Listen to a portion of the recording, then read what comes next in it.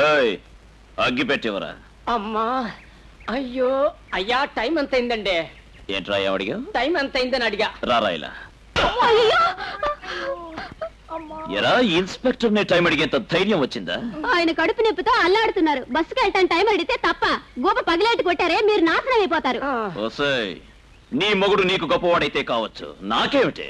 ఏమండి వస్తే గీసే అని పిలిచారా? నేను రారాపోరా అంటాను. ఏయ్, నిన్ను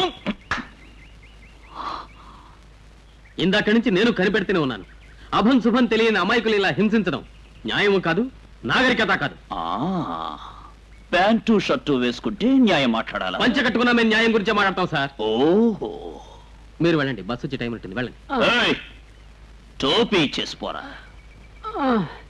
అమ్మా ఇదిగో సార్. అమ్మా అయ్యో.